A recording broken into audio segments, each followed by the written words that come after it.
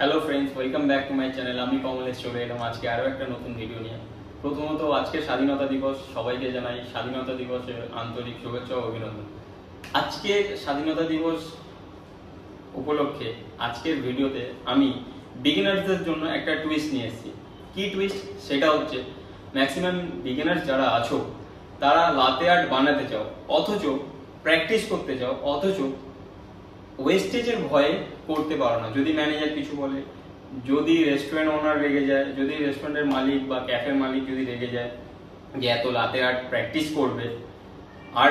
করবে, যদি মিল্কের ওয়েস্টেজ হয়, যদি কফির ওয়েস্টেজ হয়, তো সেক্ষেত্রে আজকে থেকে তোমাদের এই ভয়টা পাওয়ার দরকার নেই। কারণ আমি আজকে এমন ভিডিও এনেছি যেখানে তোমার কফি বা মিল্ক কোনোটাই ওয়েস্টেজ হবে না।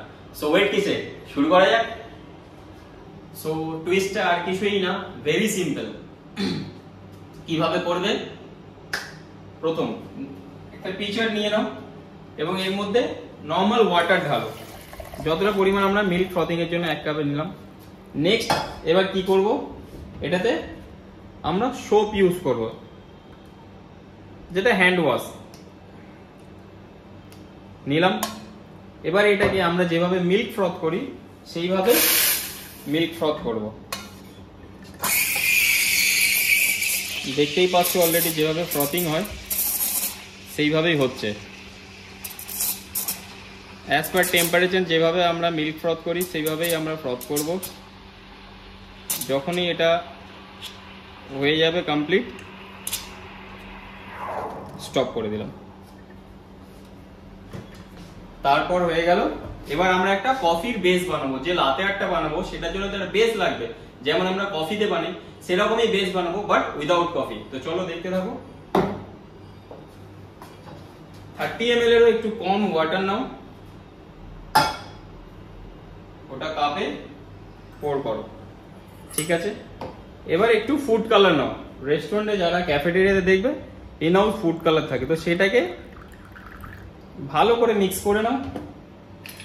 চলো আমি মিক্স করে নিলাম, দেখতেই পাচ্ছ। নেক্সট এইবার যে তুমি যে ফ্রথটা করেছো সেইটা এবার এইখানে ঢেলে লাতে আর্টটা প্র্যাকটিস করবো, লাইক দিস। এই যে এইভাবে ঢালছি, দেখতেই পাচ্ছ। দেখো একটা সুন্দর হার্ড হয়ে গেল। তো চলো আরো একটা প্র্যাকটিস করা যাক।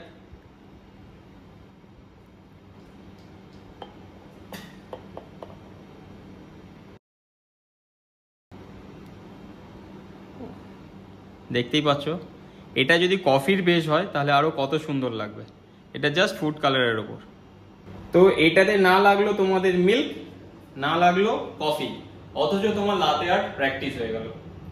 তো আই হোপ আজকে থেকে তোমাদের আর টেনশন করার কোনো দরকার নেই। নির্ভয়ে নির্দ্বিধায় আরামসে এই ট্রিকটা ইউজ করো আর লাতে আর্ট বানানো প্র্যাকটিস করে দাও আজকে থেকে। আজকে স্বাধীনতা দিবস থেকে স্বাধীনভাবে আজকে থেকে লাতে আর্ট বানানো শুরু করে দাও।